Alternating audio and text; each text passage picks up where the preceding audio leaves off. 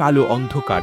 দিনটা ছিল কাইলের ৫ বছরের জন্মদিনের ঠিক পরের দিন। ব্যক্তিগত কিছু কারণে ছেলে কাইল, ৪ বছরের এমা এবং ২ বছরের কেটিকে নিয়ে বেরিয়েছিলেন তারা। সেদিন ভাবতেও পারেননি ওই দম্পতি সেটাই ছিল তাদের শেষবারের মতো একসঙ্গে ৫ জনের বেরোনো। যথারীতি সেদিনও নিজেদের ফ্যামিলি মিনি ভ্যানে ছিলেন তারা, আর ৫টা গাড়ির মতো ট্রাফিক লাইনে দাঁড়িয়েই অপেক্ষা করছিলেন। কিন্তু হঠাৎই প্রায় প্রতি ঘন্টায় ৯০ কিলোমিটার বেগে আসা একটি ২০ টনের দানব ট্রাক সজোরে এসে ধাক্কা মারে মিনি ভ্যানটাকে। একদম সামনের দিকে যেহেতু ক্রিস এবং লরি ছিলেন, তাই তারা গুরুতরভাবে আহত হলেও প্রাণে রক্ষা পেয়েছিলেন, কিন্তু বাঁচাতে পারেননি তাদের ৩ সন্তানকে। মর্মান্তিক এই দুর্ঘটনায় রীতিমতো স্তব্ধ হয়ে গিয়েছিল গোটা একটা পরিবার। একটা সুন্দর হ্যাপি ফ্যামিলি যারা একসঙ্গে ৫ জন বাড়ি থেকে আনন্দ করতে বেরিয়েছিলেন, দিনের শেষে সেই বাড়িতে ফিরে এসেছিল ৩টি কফিন। আগের দিন জন্মদিনের কেক তখনও ফ্রিজে, ঘরের কোনায় কোনায় জন্মদিনের বেলুন তখনও টাঙানো, গিফটের সব ব্যাগগুলো তখনও খোলা হয়নি। অথচ আনন্দ আয়োজন সবটা যথাযথ জায়গায় থাকলেও উপলক্ষগুলো চিরতরে হারিয়ে গিয়েছিল